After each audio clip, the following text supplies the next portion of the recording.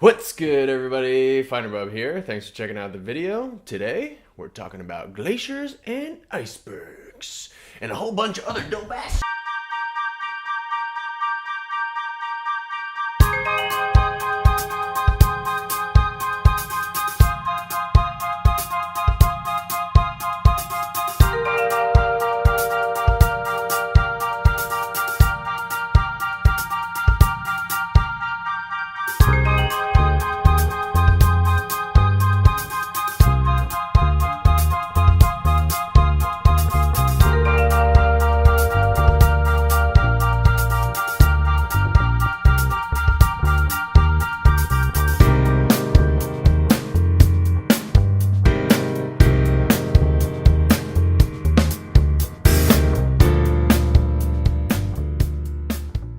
Alrighty then, if you missed last week's video about Seljalandsfoss, Skagafoss, Black Sand Beach, and rock formations, you can click right over here for that, or check out the Show More tab in the video description down there. And without further ado, let us begin!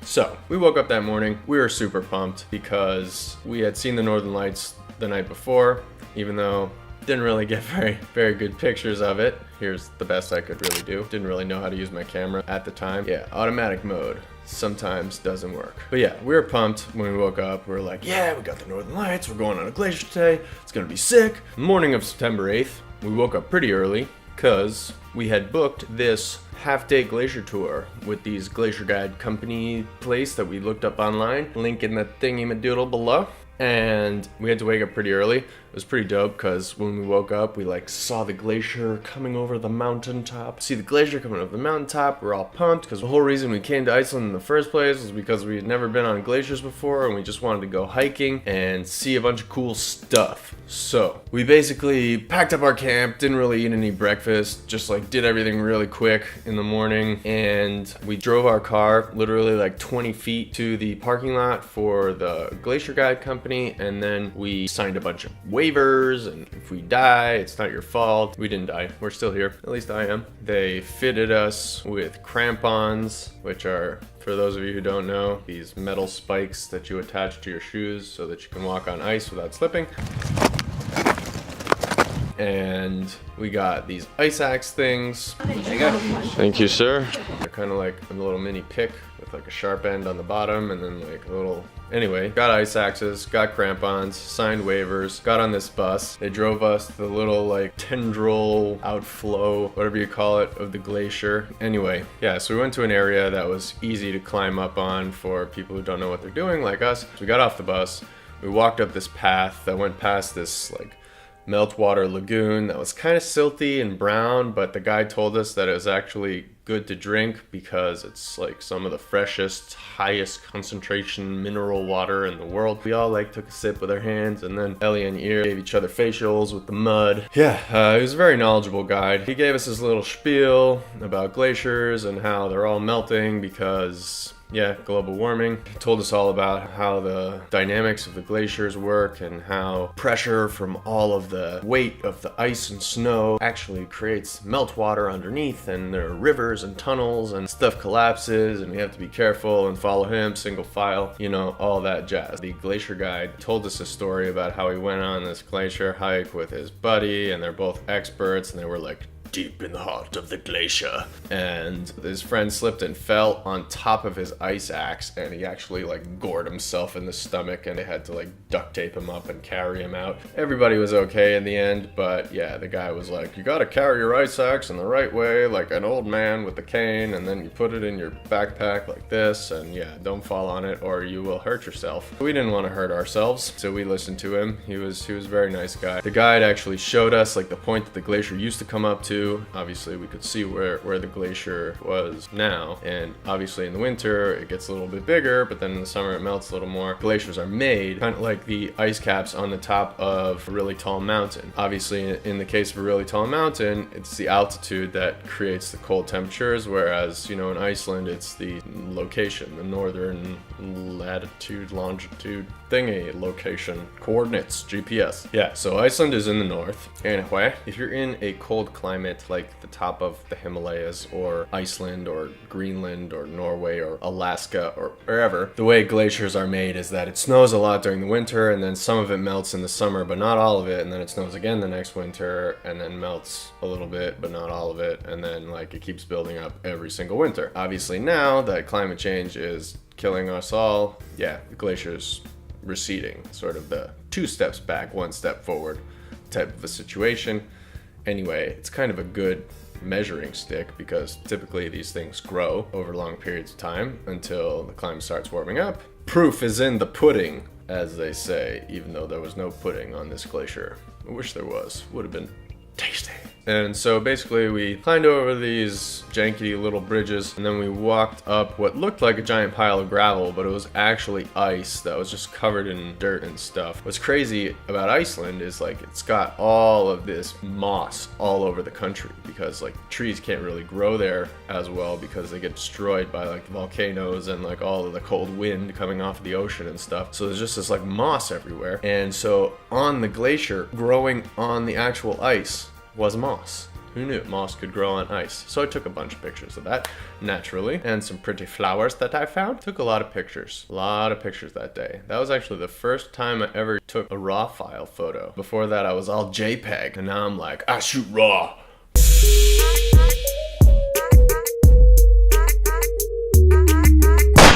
I took a bunch of photos of Micah making his serious face pose like, check me out, look at my ice axes. So after a while, we just like walked back down and we got on the bus as another group was coming off and we drove back to the parking lot, and that was our glacier tour. It took a couple hours. They were really good company. Definitely check them out. I'll leave a link below. I think it was like $100 per person to do the half-day tour like that. You can obviously pay more to do more extensive tours, and then there are also ones where they like drive you up onto the glacier with these crazy like all-wheel drive buses. We didn't do that. You know, we were on a pretty limited budget for the trip because Iceland is just such an expensive place to travel in. So, you know, we had to sort of compromise on certain things, but for the most part we had a good time. What am I saying? For the most part we had a good time. We did have a good time. We had an awesome time. The glacier was super cool. Yeah, so there's just these awesome little puddles that are just this like pristine blue water that like leads to this like super clear looking ice, and they look like just these like portals into another realm. It was really just like an incredible sight to see. And around lunchtime, went back down to the bus, went back to the Glacier Guide parking lot where our car was, and then we drove our car to another parking lot that was right next to it, that was next to this cafe. I'll put a link to the cafe in the thingy below. There was pretty good food. It was kind of like a ski chalet style thing where you just walk around with your tray and you're like, I want this, I want this, I want this, I want this, I want this. And since it was Iceland, they were like $1 million in kronas. So we gave them all our money and we ate some fish and rice and veggies. And then after lunch, we decided that we were going to hike / walk. All the hikes in Iceland that we did were more like walks. I'm sure if you go more inland on the F roads with a 4-wheel drive car to the highland area, you can do something that qualifies more as hike, but I would say that these were more like uphill walks. There's this little hill that you walk up and you'll get to this area with these benches and things that overlooks a waterfall called Magnusarfoss. There are 2 waterfalls that you can see on this hike. The first one is Magnusarfoss, and the second one is Svartifoss. Again, I apologize for anyone who lives in Iceland who is offended by my pronunciation. 2 waterfalls on the hike, Magnusarfoss, Svartifoss. So we got up to the first one. It was just like a phalanx of photographers. It was impossible to take a picture without like stupid heads and tripods in the way. So I kind of did this like, got a couple pics that didn't really have the whole thing in it. It was unfortunate, but I did what I could do with the circumstances I was provided with. So took some pics over there. Ellie decided that since he had to drive that night, that he was just gonna chill there and we were gonna go check out this other waterfall up the hill. So 3 of us walked up this path to the Sparty Foz Waterfall. We walked for a little while and we got to like a little bit of a fork in the path, and we could see the waterfall from where we were. It was cool. It was kind of similar to, well, I shouldn't say that. That's coming in another video later. Foreshadowing. Yeah, so there were these really cool basalt formations that were really similar to what we saw near the Pebble Beach, the Black Sand Cafe beach there, that area near Vic. And yeah, so there's just a waterfall coming out of this cool rock formation thing. And you could see the whole thing from where we were. And there's this little bridge over the, you know, the river that was leading away from the waterfall. And you could just see all the little photographers standing on this bridge, and we were just like, ugh, like if we don't want to go over there, there's a billion tourists, like we can see it from here. Great. There's a fork in the road though, so let's just see where it goes, because it wasn't on the map or anything. Nobody really told us about it, and we were just like, we can kind of see the glacier over there, so let's just keep walking and see how far it goes. And you know, hopefully Ellie won't get worried and leave us. We walked for a little while, and like the thing about these hikes in Iceland is none of them are very steep. You're not popping out of the woods and seeing a great view or anything like that. You have the view the whole time, but it keeps changing as you keep moving. And so we kept walking over this gradual like curve of a hill, and you could just keep seeing more and more and more of the glacier, and then more of the mountain underneath it. And then all of a sudden we got to this cliff, and you could just see like this epic view. The glacier like came from the top of the mountain and like squiggled around like between the mountain it was on and the cliff that we were on, and it came down and it led into this crazy lagoon with all of these icebergs floating in it. So we chilled there for a minute, and we were already super late to go meet up with Ellie, so we headed back down and we met up with him, and he was like, where were you guys? I was waiting here for like a million years. And we were just like, sorry, there was a thing and we wanted to go look at it, and yeah, sorry. Before we got back in the car, we like filled up our water bottles at the cafe, and yeah, so we hit the road. There were a few iceberg lagoons that we wanted to check out, so we stopped, took a bunch of pics. And then we got in the car and drove a little further to this bridge where there was a river and another iceberg lagoon. Got some more pics there. So we hit the road and we like pulled over to take pictures of horses, and there was actually a reindeer. I only had the 18 to 55 millimeter lens, so I couldn't really like zoom in all the way to see the reindeer, but I'd never seen reindeer before, and that was pretty awesome. And then we kind of had a bit of a dilemma. It was the first time that we really had to decide what we were gonna do, because we had an Airbnb booked for like 2 or 3 days later. The whole idea was that, you know, it would be like around halfway through the trip so we could do laundry and recharge our batteries, and we had to get to that place by that time. We were about to get to what is called the East Fjords, and a fjord, if you don't know, is like a channel of water that goes between two sort of like mountainous peninsulas. Iceland has a lot of them. It kind of looks like this, actually. So like imagine my fingers are mountainous peninsulas, and then these are like water channels in between. If you ever watch Vikings, that show with Ragnar Lothbrok, the little village they live in is like at the tip of the fjord. Fjords are like a big thing that everyone wants to go see, but you know, it was already late in the afternoon at this point, and we were just like, okay, there are a bunch of things that we want to see before we want to get to this Airbnb, but we're also still like 10 minutes away from where we camped last night. So what do? Go back and camp in the same place, or just like drive through the fjords, skip them, because we don't want to like lose any progress. Ultimately, we decided we were just gonna drive through the fjords at night, you know, and there was no guarantee that we were even gonna get good weather the next day. I mean, Iceland, the weather changes so fast that sometimes you just can't see anything. It's so foggy. We didn't know if we were gonna go through the fjords and just be in the clouds the whole time and not see any great views. So we decided to just drive, because we didn't want to stay in the same campsite that night, and we also didn't want to have to rush through the fjords the next day so that we could get to the other things that we wanted to see. So we drove through the East Fjords at night in the fog. This was like probably the sketchiest drive we did the entire trip. After a while, the road just turns into gravel, and it's a super long drive. It's not like you can just like hop on the interstate and skip the East Fjord exit. We had to go up the fjord and down the fjord and up the fjord and down the fjord and up the fjord and down the fjord, and like maybe one of them had a bridge across. It just took forever. It was like the first time I fell asleep in the car. I was like trying really hard not to fall asleep the whole trip, because I was just like taking pics while we were driving. But yeah, it was nighttime and it was foggy, and so I just sort of like let myself pass out, and we were just going nonstop. We were so tired, and we were just driving through, and we were just like, forget it. Screw the East Fjords, we'll see the West Fjords. Eventually we got to this Lakeside Campsite. Really nice actually. It was very grassy and comfortable to sleep on. It wasn't windy because it was sort of in this valley that was further inland, so we didn't get as much of that sea breeze that we had been getting the previous nights. We would have